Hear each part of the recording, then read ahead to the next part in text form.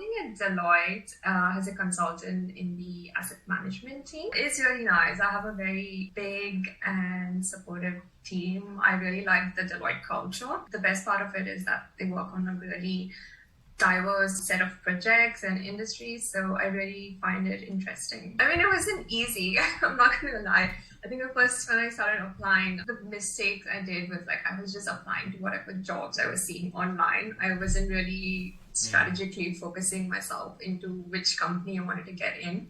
So I was just putting in my applications, and then I think when the rejection mails started coming in, that's when I was just like, why isn't this working, kind of a thing. So yeah, it wasn't easy. It wasn't like, oh, I got the job immediately when I applied. No, it didn't work like that. I think mostly I was checking on Seek and LinkedIn. That didn't really work out online. And that's when I think I reached out to you early this year. I knew that I wasn't doing the networking bit because when you were in uni and you attend the career workshops, they say like networking is a very big aspect, but I think when you're not used to that sort of a culture or doing that from the very beginning, I just didn't know how to navigate that. Also, I was like, why isn't my resume being picked up? That was like one of the big questions that I had. Those are the stuff that after I joined your program that you helped me with and answered, and also with the networking bit about how to go about doing it. That was the big learning point for me. So yeah,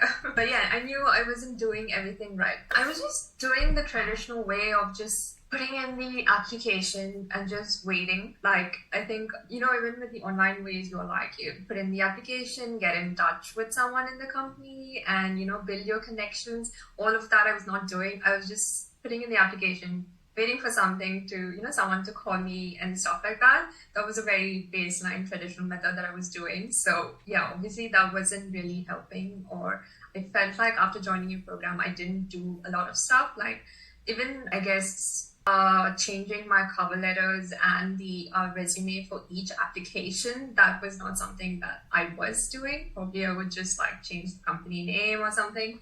But the most important thing is that putting in 100 applications makes no sense if you're not really interested in working for that company. That's the biggest learning point that I realized. So yeah, I think with my previous resumes, I wasn't really selling myself right. Like there were no quantifiable numbers or the results of what I achieved from those duties and stuff like that. So I felt like, yeah, the selling aspect of my resume was very limited. And I think cover letter, there were I think with the consulting cover letter, more like focus was why you want to get into consulting. I guess I didn't have that. Probably I had just like one small paragraph of that, which was very generic and not really company specific. So I think after I joined your program, I took quite a while because I just wanted to sort of complete the entire program before I started implementing it. And you would always keep saying, try the hidden job strategy. I think that will work better for you. I think by the time after I had so many rejection mails, my confidence level was like really, really low. And it took me a while to even start implementing the hidden job strategy. And I think, but once that confidence did come and I started reaching out to people, and that's when things started clicking more than I would say the online way of applying for me. I think I was very laid back and relaxed in the beginning, honestly. I wish I was a little bit faster in implementing everything. I know a couple of your students would start the course and then implement it along the way, which is what I didn't do. I wanted to complete the entire thing and then start implementing it. That's what I did. But I think if I had to redo it, that's probably that I would start implementing it a lot faster, I would say. Even if it's just reaching out to people on LinkedIn and applying your hidden strategy, I would have started it a lot earlier. When I started reaching out to people, Deloitte is the first company that I did. I focused only on Deloitte. I think did quite a bit of research on the different types of teams that were within Deloitte in the consulting space. And then I looked at the job descriptions online, whatever jobs they had, to see if that's something that I was interested in. And then I narrowed down the teams and I started reaching out to the people in the teams. I think that way I got in touch with a few people, and then I got an interview for the team that I wanted. And that led to three more rounds of interviews, which went on a span of like, yeah, the whole journey took about 2 months. It wasn't like quick. It was worth it. It was like, it was a very different experience. Each interview, I would say, a very big learning curve.